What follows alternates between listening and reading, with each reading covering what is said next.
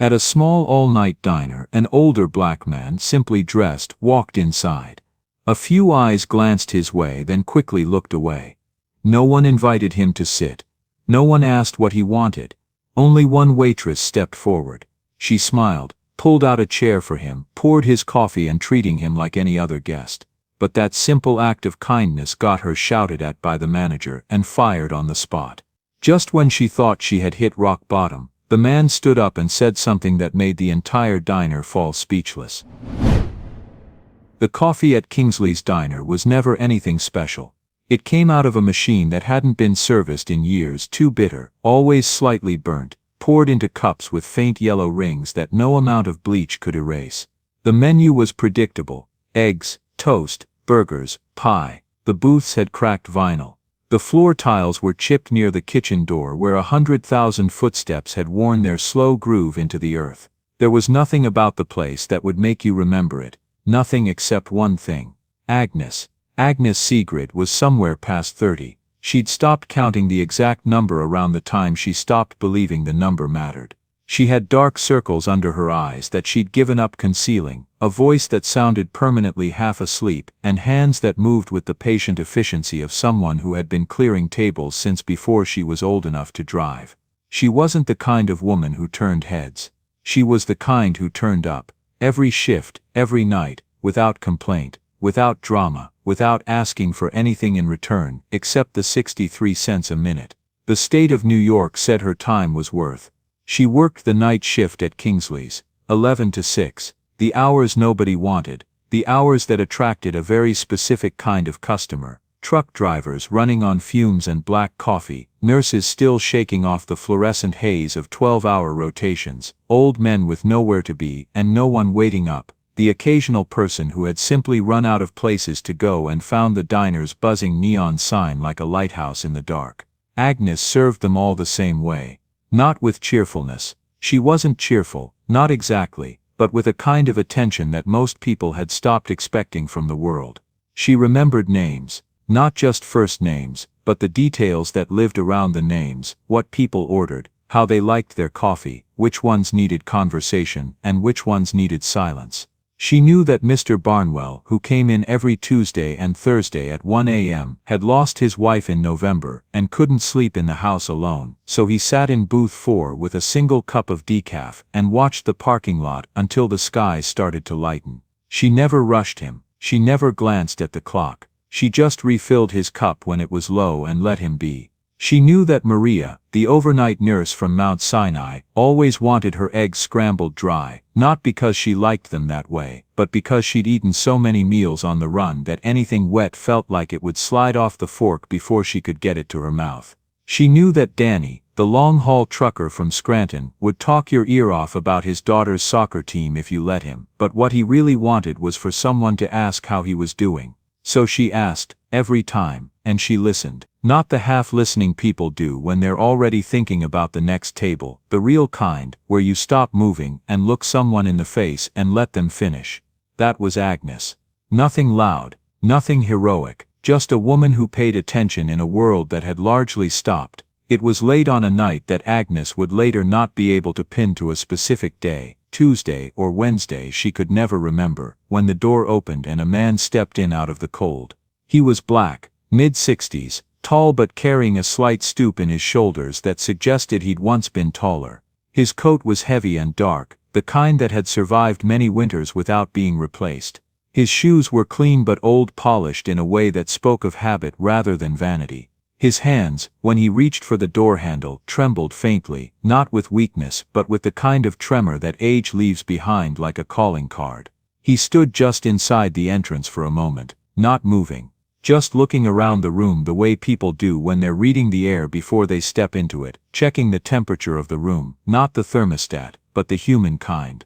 The kind that tells you whether you're welcome. A booth near the window had just been cleared. Agnes picked up a menu and started toward him. But before she reached the door, a voice cut across the dining room like a cold draft. That booth's reserved.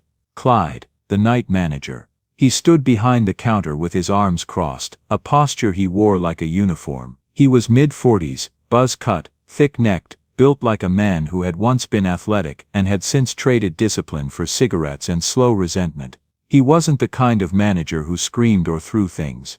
He was the other kind, the kind who controlled a room with a look, a tone, a pause that lasted just long enough to make you feel small. He had a gift for it.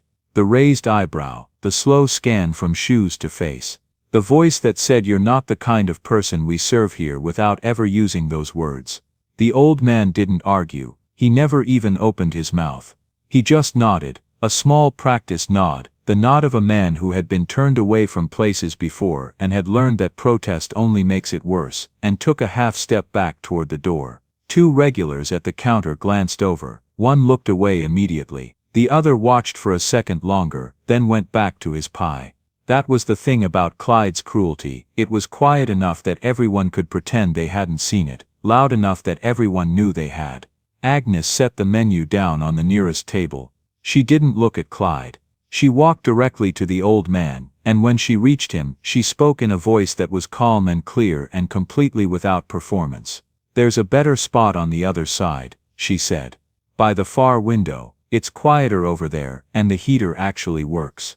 The man looked at her. His eyes were deep brown, careful, patient, the eyes of someone who had spent a long time watching people decide what kind of person they wanted to be. He didn't smile, but something in his expression shifted, the way a door shifts when the lock turns but hasn't yet opened. Agnes led him to the booth. She poured his coffee before he asked.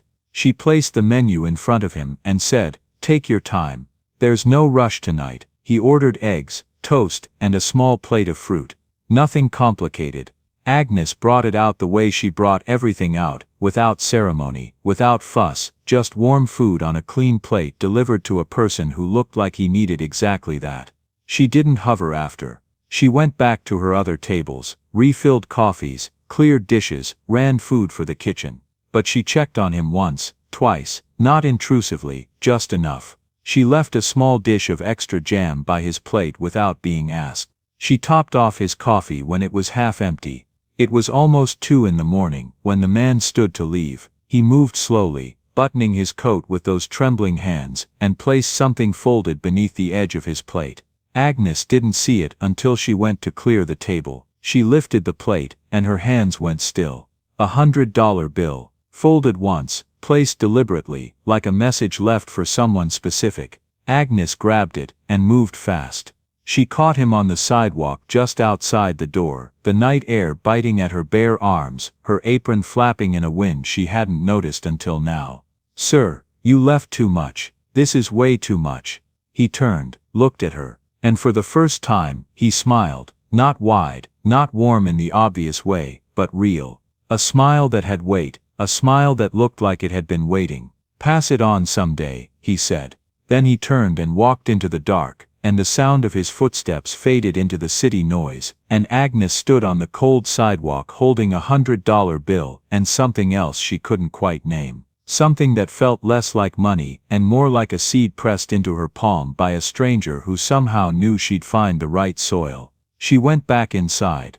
The diner hummed, the coffee kept burning, the night went on, but something had started. Something small and invisible and patient, the way all important things begin, not with noise, but with a single ordinary act of decency in a room full of people who had looked the other way. The next evening, Agnes clocked in the way she always did, apron tied, hair pulled back, sugar dispensers checked, coffee machine inspected like a pilot going through pre-flight on a plane. Nobody else cared whether it flew. The routine was the scaffolding of her life. Without it, she wasn't sure what shape she'd hold. Clyde was already there. He stood near the register, leaning against the counter, arms folded across his chest, jaw working on something, gum, or anger, or both. He didn't say hello. He didn't need to. His body language was a sentence, and the sentence was, "We need to talk." "Office," he said. Flat. One word. Agnes followed him to the back. The office was barely a closet, a dented metal desk, a filing cabinet with a broken drawer, a calendar 2 years out of date still pinned to the wall with a thumbtack that was slowly losing its grip. Clyde sat behind the desk. Agnes remained standing. She already knew what this was. She'd known since last night, the way you know rain is coming before the first drop falls, something in the pressure, something in the air. Last night, Clyde said. The man you seated, what about him? I told you that booth was reserved. It wasn't reserved, Clyde. It was empty. His jaw tightened. A muscle near his temple pulsed once, then went still. You don't get to override me on the floor, not in front of customers, not ever. Agnes looked at him. She didn't raise her voice. She didn't cross her arms. She stood in that cramped room and let the silence stretch between them the way she'd let silences stretch her whole life, patiently, without flinching, giving the other person every chance to hear what they'd just said and decide if they meant it. Clyde meant it. You're done, he said. Finish your shift tonight. Don't come back. Agnes untied her apron. She did it slowly, not to make a point, but because her hands needed something to do that wasn't shaking. She folded the apron once, then again, and placed it on the edge of the desk, the way you'd place a letter you'd written but decided not to send. She didn't slam the door. She didn't cry. She walked back onto the floor, poured coffee for her remaining tables, smiled at Mr. Barnwell when he came in at 1, and said quiet goodbyes to the regulars she might never see again. No one said anything. That was the part that followed her home and sat on the edge of her bed and stayed. Not Clyde's words. She'd survive his words. The silence. Every person in that diner, the cooks, the busboy, Linda the other waitress, the regulars who had known Agnes for years, they all looked at the floor, at their hands, at the television mounted in the corner, showing a game nobody was watching. They looked at anything and everything that wasn't Agnes walking out the door. She didn't blame them. She wanted to she wanted to, but she couldn't, because she understood. She'd grown up watching the same silence. Her father had worked at a meatpacking plant in central Pennsylvania for 11 years, a good worker, a quiet man, the kind who brought donuts on Fridays and never called in sick. One winter, a new hire named Tomas, a Guatemalan man, with 3 kids and almost no English, was being shorted hours, locked out of overtime. Given the worst shifts, Agnes' father saw it, and he did what Agnes would have done. He asked a question. Not loudly, not dramatically. Just a simple question in a staff meeting that made the wrong person uncomfortable. 2 weeks later, he was gone. No severance, no hearing. Just a box of belongings and a parking lot goodbye from a coworker who whispered sorry, without making eye contact. Her father never got another job that paid the same. He drove delivery trucks until his back gave out, then did odd repairs around the neighborhood. Leaky faucets, broken screen doors, the kind of work that paid in cash and silence. He never said he regretted it. But Agnes saw the way he sat at the kitchen table some evenings, hands wrapped around a mug of coffee he wasn't drinking, staring at a spot on the wall like he was trying to see through it to some other version of his life. Her mother, a woman who could stretch $1 into a week and a prayer into a plan, used to say it simply, kindness is expensive, Agnes. But it's the only thing worth buying. Agnes walked home that night. 32 blocks. She didn't take the bus because she needed the air and the movement and the miles between her body and that room. Halfway home, she stopped in front of a closed barber shop and caught her reflection in the dark glass. She looked tired. She looked like her father. She kept walking. She didn't know, couldn't have known, that back at the diner, after the last customer left, and the chairs were flipped onto tables, and the lights were dimmed to that amber half-glow that empty diners wear like a bruise, an old man named Gerald, the regular, who always ordered black coffee and rye toast and never said much to anyone, had left a napkin on the counter. On it, in handwriting that shook with age but not with doubt, were 5 words. You did good, kid. The napkin was thrown away by the morning crew. Gerald didn't leave his name. Nobody told Agnes, but the words had been written, and sometimes that matters, not because it changes anything, but because it means someone was watching when everyone else looked away. 3 weeks passed. Agnes picked up work at a breakfast spot in Greenpoint, a place with sticky menus and thin tips, and a manager who communicated primarily through sighs. She was fine. She kept saying she was fine, and the word had become so reflexive it had stopped meaning anything at all. The way a door you open every day eventually stops making a sound. Her apartment settled into its own quiet rhythm. Wake up, shower, The same shampoo she'd been buying since college because switching felt like admitting something had changed. Work. Come home. Stand over the kitchen sink eating toast because sitting at the table felt too formal for a meal of one. Stare out the window at the brick wall of the building next door where someone had spray-painted a heart years ago and the rain had bled it into something that looked more like a wound. Sleep. Repeat. The $100 bill stayed in her coat pocket. She hadn't spent it. She told herself she was saving it for an emergency, but that wasn't true. The truth was simpler and stranger. It didn't feel like her money. It felt like it belonged to that moment on the sidewalk, to the old man's voice, to the words "pass it on someday," and spending it on groceries or rent would be like tearing a page out of a book before she'd finished reading it.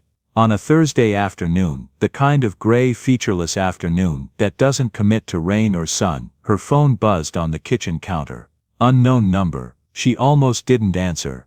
She'd been dodging calls from bill collectors who spoke in calm automated voices about balances and due dates, and from well-meaning former co-workers who called to say "I heard what happened," and then ran out of things to say after that. But something made her pick up. Instinct. Curiosity. The particular recklessness of a person who has already lost the thing they were afraid of losing. Miss Sigrid. The voice was professional, young, female. Polished in a way that suggested good schools or a very specific kind of ambition. This is she. My name is Dana Price. I'm calling on behalf of the Kingsley Group. Would you be available to come to our offices this Friday morning? Agnes sat down on the edge of her bed. The springs protested the way they always did, a metallic groan she'd stopped noticing months ago. Kingsley. As in the diner. As in the place that had fired her for the crime of treating a stranger like a human being. I don't work there anymore, she said. The words came out more carefully than she intended, each one placed like a foot on uncertain ground. We're aware of your employment history, Miss Sigrid. This isn't about your previous position. Someone within the organization has specifically requested a meeting with you. Who? A pause. The kind of pause that isn't empty, it's full of things the person on the other end has been instructed not to say. I'm not authorized to disclose that over the phone, but I can assure you this is a professional matter, and your time will be compensated regardless of the outcome. Agnes looked around her apartment. The water stain on the ceiling, the laundromat rumbling below, the coat hanging on the back of the door with $100 folded in its pocket. Friday, she said. What time? The Kingsley Group headquarters occupied a building on West 38th Street that Agnes had probably walked past 1,000 times without a single glance upward. 12 floors of glass and pale stone, a revolving door that moved with the hushed confidence of money, a lobby with marble floors and a reception desk that looked like it cost more than everything she owned combined. The building didn't shout wealth, it whispered it, which was worse, because whispering meant it didn't need to shout. Agnes wore her only blazer, navy, purchased at a thrift store 3 years ago for a job interview she didn't get, slightly too wide in the shoulders in a way that made her feel like a kid wearing her father's jacket. Her flats were scuffed at the toes. She had considered buying new shoes and then considered what buying new shoes for a meeting she didn't understand would say about her, and she wore the old ones. Dana Price met her in the lobby. She was younger than her phone voice. Mid-20s, sharp blazer, hair pulled back tight, a tablet in one hand, and a smile that was warm but time-managed, the smile of someone who had 6 more meetings after this one, and was already mentally triaging. She shook Agnes's hand with a grip that was firm but not competitive and led her to the elevator without small talk. 9th floor. A long hallway, framed photographs on both walls, and Agnes slowed without meaning to. These weren't the glossy corporate images she'd expected. No handshakes with politicians, no ribbon cuttings with oversized scissors. These were real, black and white shots of kitchen workers with flour on their sleeves. A woman laughing over a steaming pot, her face half hidden by the rising vapor. A young man in an apron standing in front of a tiny storefront, the sign above him hand-painted and slightly crooked. The photograph smelled the way old diners smell, not literally, but in the way that certain images carry their atmosphere with them, grease and coffee, and the particular warmth of a room where food is being made by hand. Dana stopped at a corner office. The door was already open. Agnes stepped inside and felt the air change. He was sitting behind a simple oak desk, not large, not imposing, the kind of desk a person chooses when they've outgrown the need to impress. The window behind him looked out over Midtown, but he wasn't facing the view, he was facing the door, facing her. The old man from the diner. Same face, same deep-set brown eyes, same hands resting on the desk with that faint familiar tremor. But here, in this room, surrounded by the evidence of a life she hadn't imagined, he looked different, not bigger, just clearer. Like a photograph that had been slightly out of focus and had finally been adjusted. "Sit down, Agnes," he said. She sat. Her mouth was dry. Her pulse was doing something her brain couldn't regulate. "You remember me," he said. Not a question. "You're the man from the diner." "The night Clyde." She stopped. He nodded. "My name is Jasper Edith. I opened the first Kingsley's Diner in 1974 on Flatbush Avenue in Brooklyn with $600, a used griddle and a lease I couldn't technically afford."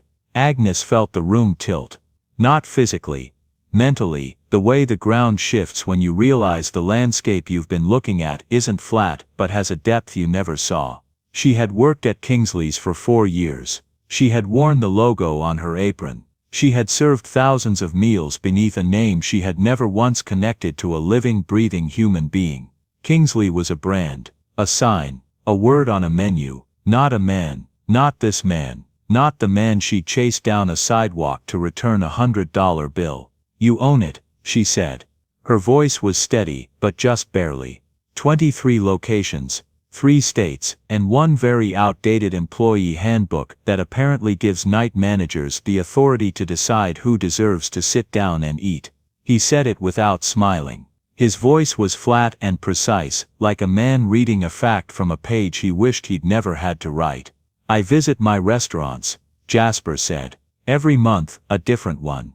Unannounced. I don't call ahead. I don't tell the managers. I walk in off the street like any other customer, and I sit down, and I watch. I've been doing this for 30 years. It's how I know what the spreadsheets don't tell me." He paused. His hands moved slightly on the desk, the tremor more visible now. 3 weeks ago, I walked into the 14th Street location, your location. And I watched a night manager turn me away from an empty booth because he looked at my face and decided I didn't belong there. I watched 2 customers glance at me and look away. I watched a cook lean over to the busboy and say something that made them both laugh in a way I've heard before and will hear again. Agnes didn't move. And then I watched you. You didn't argue with Clyde. You didn't make a speech. You didn't perform. You simply walked over to me, looked me in the eye, and treated me like a human being who had come in for a meal. No more, no less. He leaned forward slightly. "I have owned this company for 50 years. I've received awards. I've been profiled in magazines. I've had people stand at podiums and talk about my legacy and my vision and all the other words people use when they want to admire you from a safe distance. And I can count on one hand the number of times, in 50 years, someone has looked at me and seen just a man, not a brand, not a bank account, not a black man who might not tip enough, just a man who walked in from the cold and wanted a plate of eggs." He let the silence hold. "Clyde has been terminated," Jasper said. "Effective immediately. Not because of what he did to me that night, though that would have been reason enough. Because of what he's been doing to everyone. 11 formal complaints in 2 years. 11. Staff turnover at the 14th Street location is the highest in the chain. 3 employees quit in 1 month last spring. And not one person in a position of authority did a thing about it, because Clyde kept the numbers adequate and nobody wanted the headache." Agnes thought about the silent diner. The eyes on the floor. The door closing behind her. "I'm not offering you your old job," Jasper said. He reached into a drawer and slid a folder across the desk, plain manila, no label, thick with paper. "I'm offering you something harder." Agnes opened the folder. Inside spreadsheets she only half understood, customer complaint logs, employee records, a photograph of a diner she'd never seen, a tired building on a wide Brooklyn street. its neon sign cracked, its windows dull, its parking lot empty in a way that looked less like closing time and more like surrender. "Myrtle Avenue," Jasper said. "It's been losing money for 8 months. Staff turnover is 3 times the company average. We've had 3 managers in 2 years. The last one walked out in the middle of a Friday dinner rush and didn't even have the decency to turn off the fryer." Agnes looked at the numbers, she looked at the photo, she looked at Jasper. "I don't have management experience," she said. "I'm a waitress. You managed a dining room full of strangers at 2 in the morning and you made every single one of them feel like the most important person in the building. You did that for 4 years on your feet for minimum wage without a title or a thank you or a single person noticing except a man who walked in off the street one night." He paused. "That's not nothing, Agnes, that's everything." She closed the folder. Her hands were steady but her pulse was running a race her body hadn't signed up for. "Why me?" Jasper studied her. The silence lasted long enough that she could hear the building's ventilation system humming somewhere above them, the faint rush of air through ducts that kept this glass tower breathing. "Because you chased me out of a diner to return money you could have kept and no one would have blamed you. Because you didn't yell at Clyde even though he deserved it.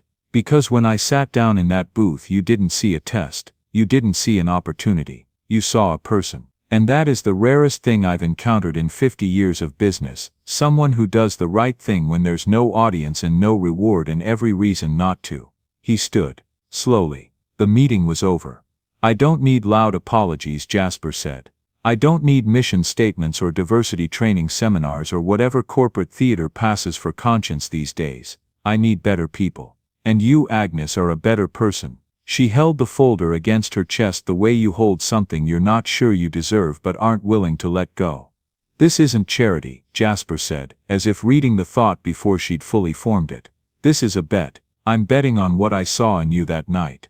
Don't make me wrong." Agnes nodded. Once, she didn't say thank you, not because she wasn't grateful but because she understood that gratitude wasn't what this moment required. What it required was something harder, the willingness to step into a room she hadn't earned yet and earn it anyway. She walked out of the building and into the midday sun. The city was loud and bright and indifferent, the way it always was. She stood on the sidewalk for a moment, the folder under one arm, her thrift store blazer slightly too big, her scuffed flats planted on concrete that didn't care who was standing on it.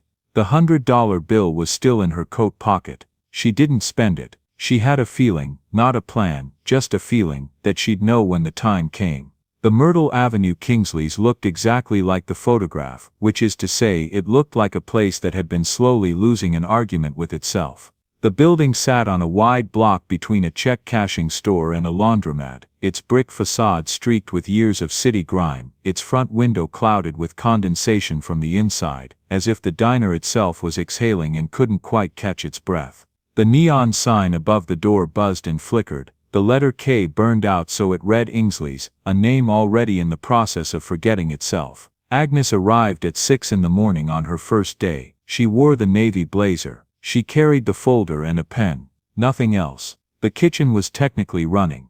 2 cooks, Ray heavy-set and silent and Marco thin and fast with a permanent scowl, moved around each other with the choreography of people who had stopped communicating and simply learned to not collide.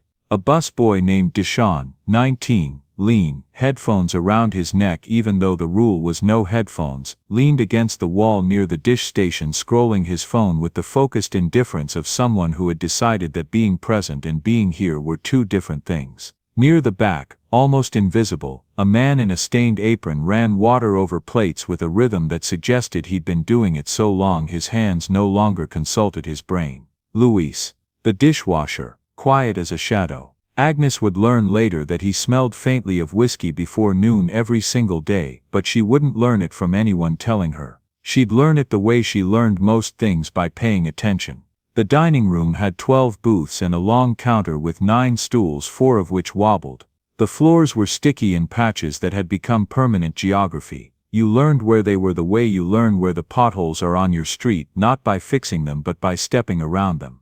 The air carried a smell that wasn't bad exactly but stale, the smell of a place that had stopped trying to be noticed. Agnes didn't call a staff meeting. She didn't introduce herself with a speech or a handshake line or any of the gestures she imagined real managers probably made on their first day. She tied on an apron, walked to the nearest booth and started wiping it down. The staff watched her. Nobody moved. Nobody spoke. She cleaned 6 tables. She restocked the napkin dispensers. She checked the coffee machine. It needed descaling. The drip tray was overflowing, and the carafe had a crack she sealed with electrical tape from a drawer in the back office. She did all of this in silence, with the focused attention of a woman who understood that the first conversation in a room like this isn't made with words. "You, the new manager." The voice came from behind the counter. Patrice, mid-40s, arms crossed, a tattoo of a hummingbird on her left wrist that had faded to blue-green, a stare that could strip paint.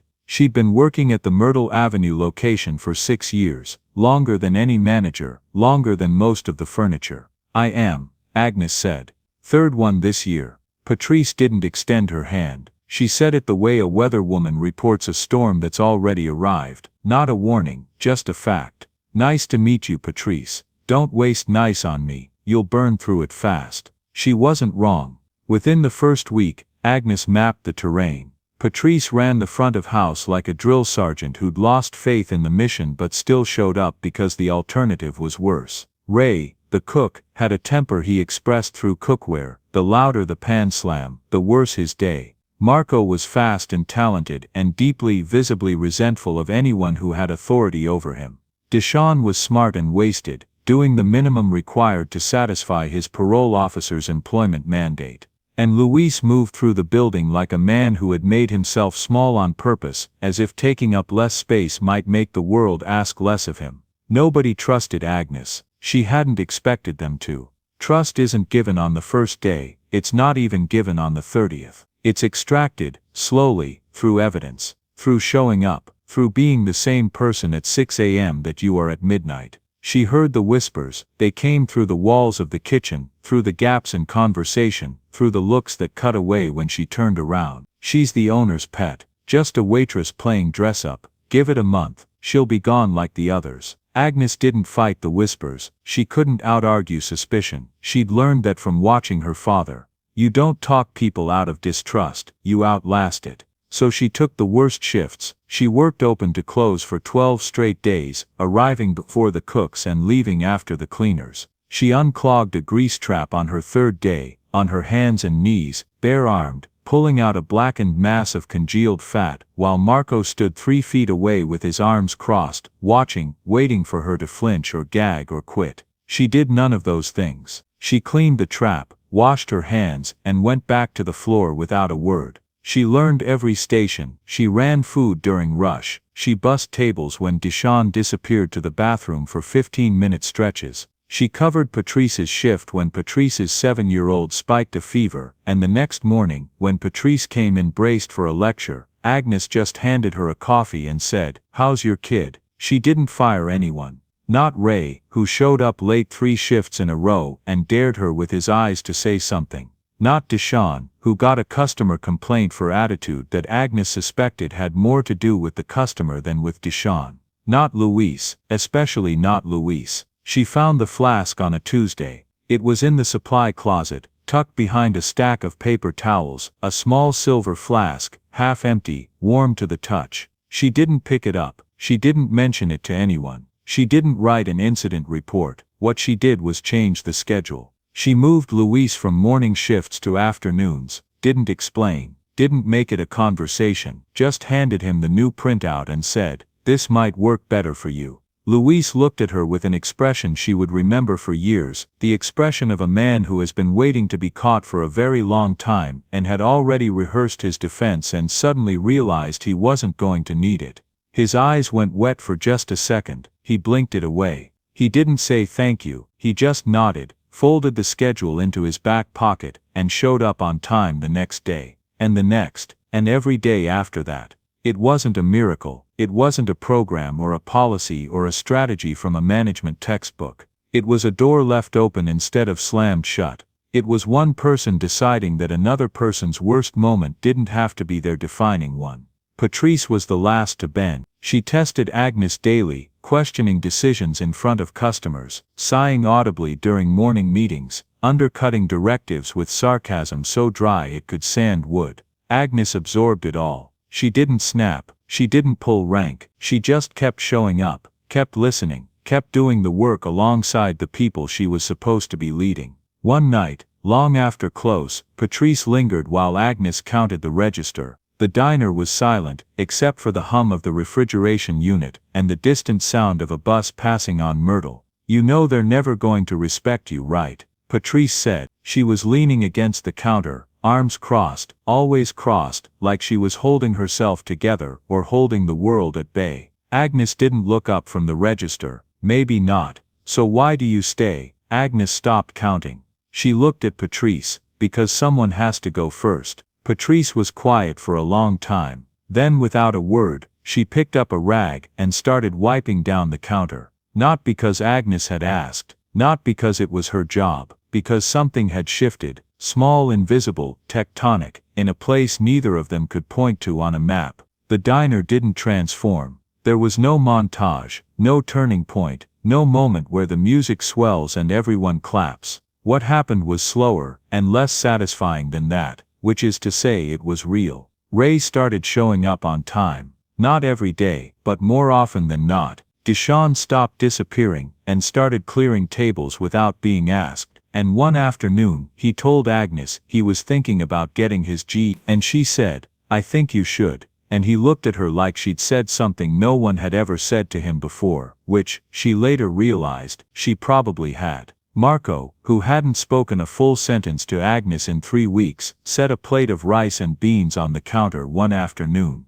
No explanation, no eye contact, and walked back to the kitchen. Agnes ate every bite. The name came back before the man did. Agnes heard it during a supply run to the Flatbush location, a passing remark from a cook she barely knew, dropped so casually it almost didn't register. "You know Clyde's working at the Nostrand Avenue spot now, right?" Agnes set down the box she was carrying. She didn't react, not visibly, but her hands paused for half a second, and in that half second lived an entire history. Clyde. The man who had turned Jasper away from an empty booth. The man who had fired her for the sin of basic decency. The name she had tried very hard to stop thinking about, the way you try to stop pressing on a bruise. He hadn't vanished. He'd resurfaced at a Kingsley's location 10 minutes away, hired by a district supervisor who either hadn't checked his record or had decided it didn't matter. And he wasn't just working, he was talking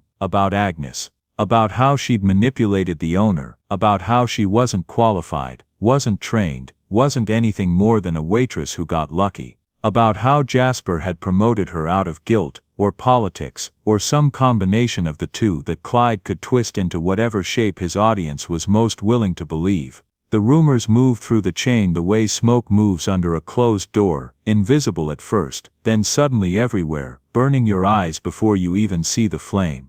A server at Myrtle Avenue approached Agnes one morning with the forced casualness of someone delivering a bomb. "I heard you got Clyde fired so you could take his job." Agnes looked at her, long, steady. "Is that what you believe?" The server hesitated, then shook her head. But the question's existence was the damage, not the answer. Once a thing is asked, it lives in the room whether anyone believes it or not. Agnes didn't call Jasper, didn't file a complaint, didn't confront Clyde. She went back to work, wiped down tables, poured coffee, covered shifts. But at night, in her apartment, something heavier than exhaustion sat with her. She replayed the diner in her head, not the firing, not the humiliation, but the moment before. Clyde's voice, the casual practiced cruelty of it, the way he'd looked at Jasper and made a calculation in a fraction of a second, not worth serving. And she thought, in the way you think things at 2 a.m. when you're sitting on your kitchen floor with the lights off, is that what authority does? You get a title, a set of keys, a roster with names you can rearrange, and slowly, so slowly you don't notice, you start deciding. Who deserves the good booth? Who deserves patience? Who gets the benefit of the doubt, and who gets the door? She thought about her own choices, the way she'd rearranged Louis's schedule without asking, the way she'd overridden Patrice on a supplier change, small things, defensible things, things she'd done for the right reasons, but the machinery was identical, one person deciding the shape of another person's day, and if she wasn't careful, the gears would grind the same direction they'd ground for Clyde, and she'd wake up one morning and not recognize the face looking back at her from the bathroom mirror. There was a moment, she never told anyone about it, not even later, not even when it would have made her look good, when she had the chance to end him. A district supervisor named Carol called Agnes for what she termed a confidential input session. The subtext was clear within 30 seconds. Carol was building a case against Clyde, collecting testimony from across the chain, and Agnes's story was the centerpiece she needed. All Agnes had to do was sit in that office and say what had happened. The truth, nothing more. She sat in Carol's office. She thought about her father, about the job he'd lost, about Clyde's voice saying that booths reserved, about the silent diner, and the eyes on the floor, and the walk home in the cold. "I don't have anything to add," she said. Carol frowned. "Agnes, you were directly impacted by, I know what I was. I don't have anything to add." She walked out. Her hands were shaking, not with fear but with the sheer muscular effort of holding something down that wanted desperately to come up. Anger, righteous, justified, well-earned anger. The kind that feels like oxygen, like fuel, like the only honest response to a world that rewards cruelty and punishes care. She went home. She sat on her kitchen floor with her back against the refrigerator, and she cried. Not because she was sad, because she was relieved. She had walked to the edge of something, looked over, and stepped back. She had come so close to becoming the thing she feared most, someone who uses their own wound as a weapon, and she had caught herself. Barely, but she had caught herself. Outside the city kept moving, traffic, sirens, the laundromat below churning through its endless loads. Agnes wiped her face with the back of her hand, stood up, and made herself a cup of tea. Tomorrow, she'd go back to work. It started with a jar, not a fancy jar, a mason jar. Agnes had brought from home, the kind you'd use for pickles or iced tea, with a strip of masking tape around the middle. On the tape, in her handwriting, 4 words, "Leave a coffee, take a coffee." She set it on the counter by the register one morning. Didn't explain it, didn't make an announcement, just placed it between the napkin holder and the tip cup the way you'd set a seed in soil, quietly, without ceremony, with no guarantee it would grow. For 3 days, nobody touched it. Customers looked at it, read the tape, looked away. The staff ignored it the way they ignored most of Agnes's ideas, with polite, practiced patience, the patience of people waiting for the latest management experiment to die of natural causes. On the 4th day, a construction worker, dust on his jacket, cement in the creases of his knuckles, dropped 2 folded bills into the jar on his way out the door. He didn't say a word, didn't look at Agnes, just slid the money through the opening, and walked into the morning cold. By the end of the week, $11. By the end of the month, Agnes needed a bigger jar, and then something happened that no spreadsheet would ever capture, and no corporate memo could explain. People started staying, not just eating, staying, lingering, talking. A nurse named Gloria, who'd been taking her coffee to go every morning for 2 years, started sitting at the counter. An elderly retired teacher named Earl, who hadn't spoken more than a handful of words to anyone since his wife moved to a care facility in New Jersey, began leaving things tucked under the jar. A crossword puzzle clipped from the newspaper, a quote copied onto a napkin, in careful block letters, a small pencil drawing of a bird that was technically terrible, but somehow made Agnes smile every time she saw it. The diner wasn't transformed into some kind of paradise. The floors were still sticky, the coffee still tasted like it had been brewed in a radiator, Ray still slammed pans when he was angry, and Marco still scowled at the world like it owed him an apology. But the texture of the place shifted, not the surface, the texture, the invisible thing underneath, the way a room feels different after someone opens a window you didn't know was shut. Agnes didn't manage from behind a desk, she worked beside. She was in the kitchen when the fryer erupted at 7 on a Saturday morning, filling the room with smoke and the sound of Ray swearing in 3 languages. She was at the back door when Deshawn's younger brother showed up with a black eye and a backpack, and the cornered animal look of a kid who has nowhere else to go. Agnes sat the boy down at the counter, put a plate of pancakes in front of him, and didn't ask a single question. She just sat next to him and waited. When he was ready to talk, she listened. When he wasn't, she let the silence be enough. She was there when Marco's mother was hospitalized, a stroke, sudden and severe, and Marco didn't come in for a week. Agnes covered his shifts herself, every one. She left a card in his locker that said nothing but "We're here." When he came back, eyes red and shoulders tight, she handed him an apron and pointed to the grill and said, "Glad you're back," and that was it.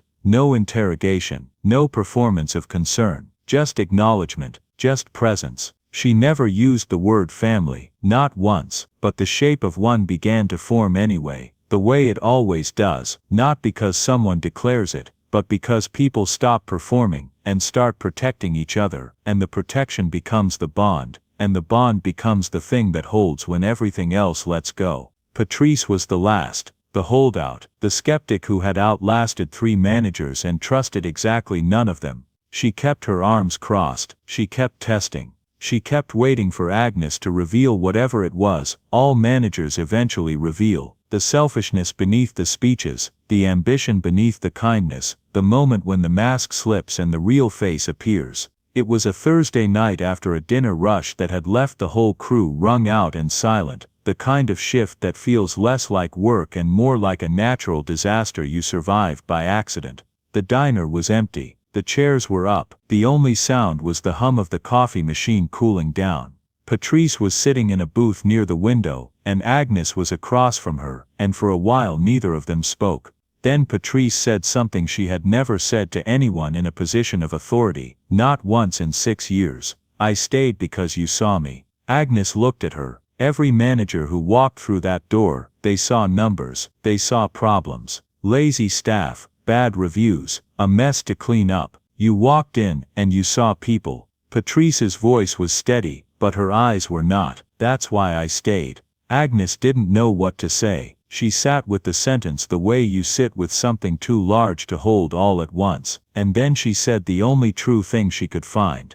"That's because someone saw me once." The jar kept filling. Regulars brought friends. New faces appeared. A handwritten card showed up in the window one morning, not printed, not laminated, just a piece of cardboard with 5 words in black marker. "Everyone deserves a warm meal." Agnes didn't put it there. She never found out who did. Revenue at the Myrtle Avenue location climbed for 3 consecutive months, not dramatically, not the kind of spike that gets mentioned in a board meeting, but steadily, in the quiet way things grow when they're tended with patience instead of panic. Staff turnover dropped, customer complaints dropped, and somewhere in the middle of all of it, Agnes still worked the hardest shifts, still cleaned the tables herself, still poured coffee for anyone who sat down. Some things don't need an audience, they just need to keep going. The letter came on a Monday morning, plain white envelope, no logo, no return address, handwritten in ink that had bled slightly at the edges, as if the pen had been held by someone who wrote slowly and with care, pressing each word into the paper like a thumbprint.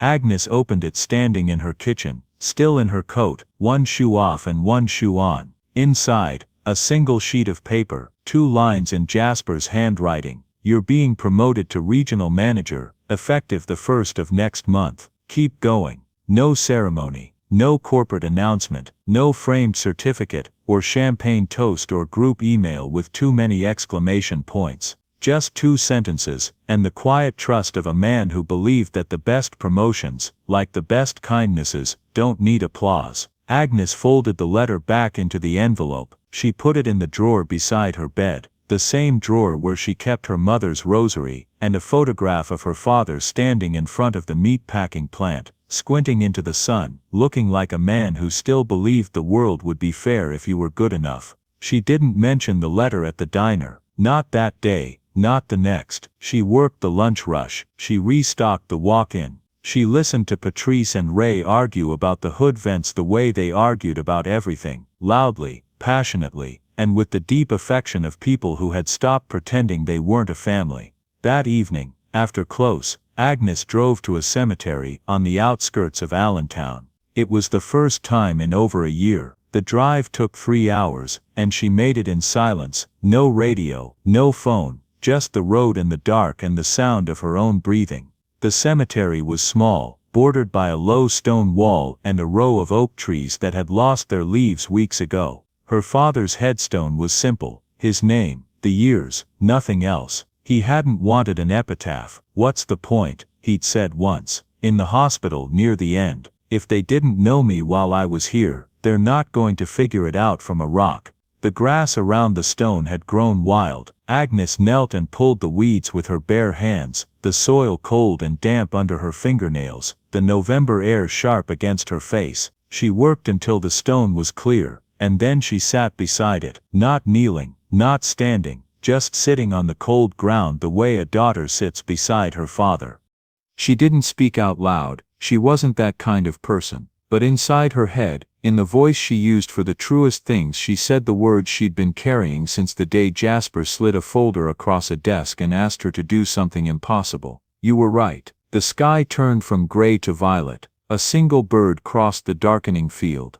Agnes stood, brushed the dirt from her knees, drove home in the kind of silence that isn't empty but full of everything that had been said without sound. Monday morning, she started the new job. The call came at 6:14 on a Wednesday morning, and Agnes knew before she answered that something had changed. Not because of the hour, she was always awake by 6, but because of the name on the screen. Dana Price. In all the months since the promotion, Jasper's assistant had never called her directly. Communication came through emails, through memos, through the impersonal machinery of corporate structure. A phone call from Dana meant the machinery had been bypassed. And machinery gets bypassed only when something is too important, or too fragile, for the usual channels. "Jasper would like to see you today," Dana said, at his home, not the office.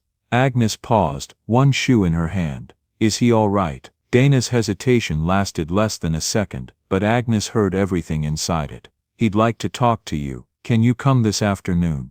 The house was in Fort Greene, a brownstone on a street lined with trees so old their roots had cracked the sidewalk into small uneven plates that rocked underfoot like loose teeth. Ivy covered the front wall in a pattern that suggested decades of patient growth, and a small garden bordered the iron fence, rosemary, mostly, its scent sharp and clean in the cool air. The house didn't announce itself. It sat among its neighbors with the quiet authority of a thing that has been standing for a very long time and intends to keep standing. Dana met Agnes at the door. No small talk. She led her inside, through a hallway lined with photographs that stopped Agnes mid-step. These weren't the framed corporate images from the 38th Street office. These were personal, intimate. A young man, Jasper, unmistakably, though the years between then and now were staggering, standing in front of a tiny storefront with a hand-painted sign that read Kingsley's in letters that leaned slightly to the left, as if the painter had been in a hurry or the wind had been strong.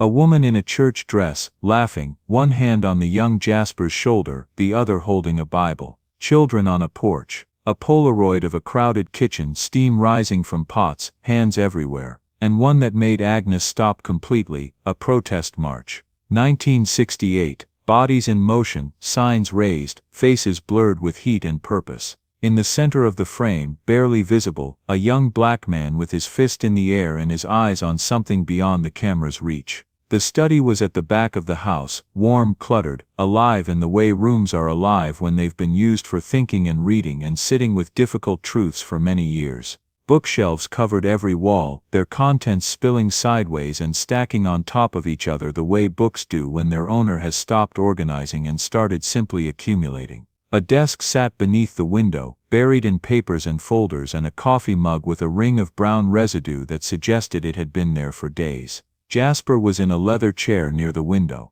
Agnes saw it immediately, the thing Dana's voice had been trying not to say. He looked diminished. Not sick, not weak, but turned down, like a lamp whose flame had been quietly lowered. His hands, always slightly trembling, shook more visibly now, resting on his thighs with the careful stillness of a man trying to hold himself steady from the inside out. A cane leaned against the arm of the chair. "Sit," he said. Same voice. Same clarity. Whatever was wearing his body down had not yet reached the part of him that mattered most. Agnes sat across from him. Between them, on a low table, was a file folder, different from the one he'd given her months ago. This one was thinner, older, its edges softened by years of handling, the paper inside yellowed in a way that suggested it had been opened and closed many times by someone who wasn't sure whether to keep it or destroy it.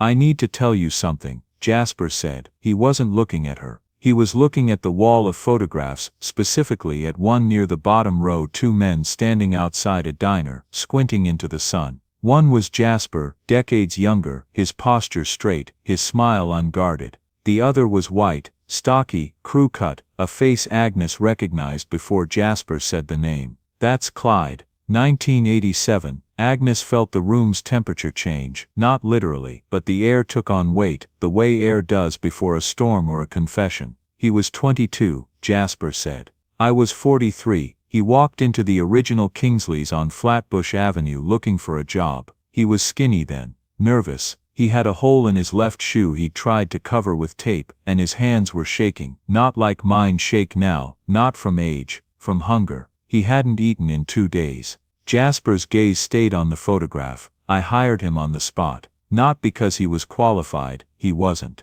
He'd never worked in a kitchen, never waited tables, never done anything except the kind of odd jobs you do when you're young and broke and the world hasn't told you yet what you're supposed to be. I hired him because he reminded me of someone." "Who?" Agnes asked. "Me. 30 years earlier, standing outside a restaurant in Bed-Stuy, hoping someone would take a chance on a black kid with no experience and too much pride to beg." He leaned back. The leather chair creaked softly. "Clyde grew up in a town outside Scranton. His father worked at a coal processing plant, not underground, but adjacent. Close enough that the dust came home with him every night, in his clothes, in his lungs, in the cough that started when Clyde was 10 and never stopped. His mother cleaned houses for families who knew her first name and never learned her last. They weren't destitute, they had a roof, they had meals, but they had no margin, no buffer, the kind of life where one bad month can undo 5 good years." Agnes listened. She didn't move. She barely breathed. When Clyde was 14, his father was injured on the job, spinal compression. The company denied the workers' comp claim, said it was pre-existing, which was a word Clyde's father had never heard before, and would hear every day for the next 2 years as he fought the case. They hired a lawyer with money they didn't have. They lost. The legal fees consumed everything. The house went first, then the car. They moved into a rental above a gas station where the fumes seeped through the floorboards and Clyde's mother stuffed towels under the doors to keep the smell out.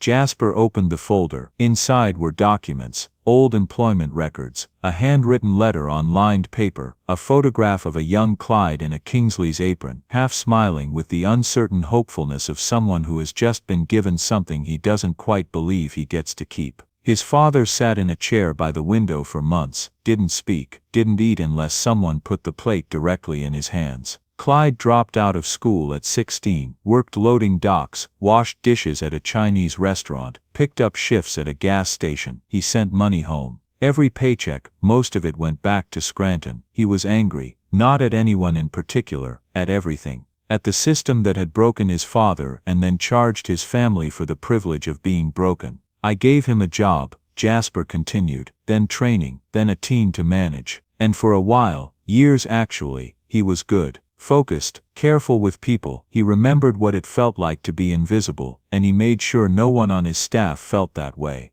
I was proud of him. I told him so." Jasper closed his eyes for a moment. When he opened them they were wet, but his voice was steady. "I don't know exactly when it changed. There was no single day, no one incident. It was gradual. The way erosion is gradual, you don't see the cliff crumbling until the edge is already gone. He started small, a comment about a customer's appearance, a remark about a new hire's accent. He'd see people differently, not overtly, nothing you could flag in a report, but if you watched closely, patterns emerged. Certain faces got the good booths. Certain faces got the counter. He scheduled workers he liked for the easy shifts and workers he didn't for the closing crew. He learned to wield silence as a weapon, a look that lasted half a second too long, a question left unanswered just long enough to sting. "Did you confront him?" Agnes asked. "More than once. I sat him down in this very room. I told him what I was seeing. I told him where it leads. I'd watched other men go down that road, men who started out decent and ended up mean, and the road always looks the same. It starts with small cruelties you can justify. It ends with a version of yourself you don't recognize. Jasper's voice dropped. He told me I didn't understand, that I was different from him, that the world had been harder on him than it had been on me. A pause, heavy, loaded. A black man who started a business in Brooklyn in 1974, before the Civil Rights Act was a decade old, with $600 and a white landlord who made him sign the lease in the back alley because he didn't want the other tenants to see. And Clyde told me I didn't understand hardship. There was no anger in his voice, only the exhaustion of a man who had carried this particular weight for decades. I didn't argue. His pain was real. His father's suffering was real. The system that crushed his family, that was real. I won't diminish any of it, but Agnes, listen to me carefully because this is the most important thing I know, and it took me 50 years to learn it. Pain explains behavior. It doesn't excuse it. The sentence landed in Agnes's chest like a stone into still water, sending ripples outward in every direction. I gave Clyde every chance I knew how to give, Jasper said. I paid for his night classes, business management, 2 semesters. I covered his rent the winter he fell behind. I drove him to Scranton for his father's funeral and sat beside him in a church where I was the only black face in the room. And I held his hand while he cried like a boy who had lost the only man who ever made him feel safe. He paused. The room was so quiet Agnes could hear the clock on the bookshelf counting seconds. None of it was enough, and I spent years blaming myself for that, thinking if I'd said the right thing, done more, tried harder. But the truth is simpler and worse. I couldn't reach the part of him that was broken because it wasn't a part that someone else can fix. It was a decision, his decision, whether to pass the pain forward or to let it stop with him. And he chose to pass it on, Agnes said softly. He chose to pass it on. Jasper reached into the breast pocket of his cardigan and pulled out a folded piece of paper. He handed it to Agnes. She unfolded it carefully. It was a letter, handwritten on lined notebook paper, dated 6 years earlier. The handwriting was Clyde's. She recognized it from the schedules he used to post at the 14th Street diner. The same tight, angular letters. She read it in silence. The letter was 3 paragraphs. In the first, Clyde acknowledged what he had become. He wrote about his father, about the chair by the window, the silence, the slow disintegration of a man who had been strong. In the second, he described the moment he realized he was treating people the way the coal company had treated his family, as disposable, as beneath consideration, as not worth the effort of basic respect. In the third, he wrote that he was sorry, that he didn't expect forgiveness, that he was trying to be different. Agnes folded the letter and placed it on the table. He wrote this 6 years ago, she said. He did, and nothing changed. Jasper shook his head slowly. Some people write apologies the way others write grocery lists. It organizes the feeling. It doesn't change what's in the pantry. Agnes sat with that. She thought about the booth, about the sidewalk, about her kitchen floor, and the tears she'd cried after refusing to help Carol build a case against a man who had tried to destroy her. I had the chance to take him down, she said. Carol asked. I said no. I know, she told me. Is that why I'm here, to be told I made the right call? Jasper shook his head. You're here because you're about to carry more responsibility than you've ever had, and I need you to understand something before the weight gets heavier. He leaned forward in his chair. The cane beside him trembled faintly with the movement. Kindness is not softness, Agnes, and mercy is not forgetting. You were right to refuse Carol. That took more strength than most people will ever develop. The strength to have a weapon in your hand and choose not to use it. I respect that. I admire it. He held her gaze. But there will come a day when someone takes your kindness and turns it into a tool against you. When mercy becomes a door that someone walks through to hurt the people you're supposed to protect. When the right thing to do will look nothing like kindness, it will look hard, it will look cold, and you will have to do it anyway. Agnes felt the words settle into her body like stones sinking to the bottom of a river. Clyde is still out there, Jasper said. He's still in the system, still talking. And one day he will cross a line that you cannot ignore, not because he is evil, but because he has chosen his wound over his people, and choices have consequences. When that day comes, I need you to act, not from anger, not from revenge, from duty, because the people who work for you deserve someone who will stand between them and harm, even when standing there costs you something. Agnes nodded, slowly, completely. They sat together for a while after that. The afternoon light moved across the bookshelves in slow golden bands. Jasper told her about his wife, Margaret, who had died in 2011, a teacher, he said, who could quiet a room of 30 children with a single look and had once made a school board president cry during a budget hearing. He told her about his daughter, who lived in Portland and called every Sunday. He told her about the first Kingsleys, the leaking roof, the stove that caught fire twice, the health inspector who gave a perfect score and then asked for a free meal. Agnes laughed. The sound surprised her. She hadn't laughed in weeks. Before she left, Jasper walked her to the door. He moved slowly, leaning on his cane, waving away Dana's outstretched hand. At the threshold he stopped. "You asked me once why I chose you," he said. "I remember I told you it was because you chased me down a sidewalk to return a $100 bill. You did, that was true. But it wasn't the whole reason." He paused. The ivy on the wall caught the last of the daylight and held it. "When you handed that money back, you didn't look at me like I was generous. You looked at me like I'd made a mistake. Like you were genuinely worried that I'd left too much by accident and might need it back." Agnes felt something rise in her throat. Not tears exactly, but the pressure that comes just before them.